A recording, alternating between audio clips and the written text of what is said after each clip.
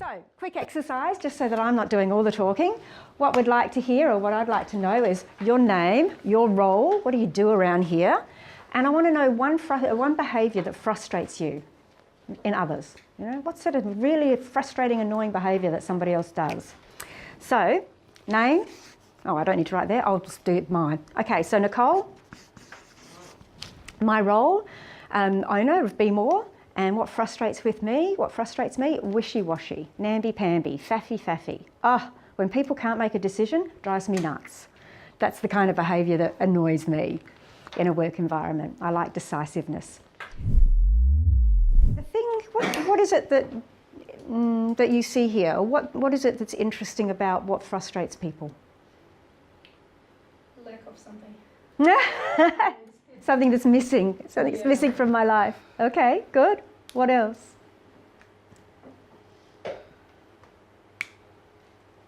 Well, to me, it looks like a lot of it is communication based. Mm-hmm. I always think it is communication. Mm-hmm.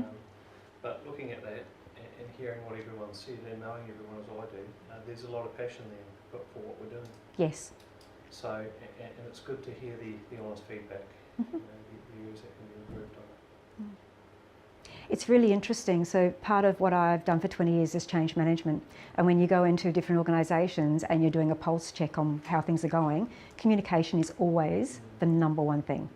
And even when you work within an organisation for 2 or 3 years and you'll put different practices in place and you do engagement surveys to understand about what's annoying the general population, and you can put all this great work into and move the dial, but it will still be communication. It's like you cannot over-communicate.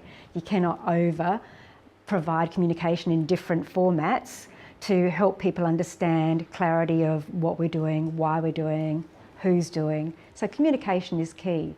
And I could see why that's coming through so strongly. You know, you're very multicultural, and you know, English is not the first language for a lot of people in this room.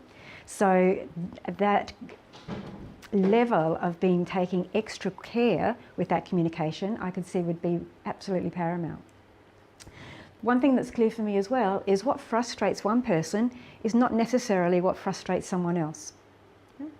And that's part of about having understanding and perspective for other people's needs and motivations and wishes, what they need. So it's about understanding and getting some perspective on what frustrates me, what annoys me, is not what frustrates you.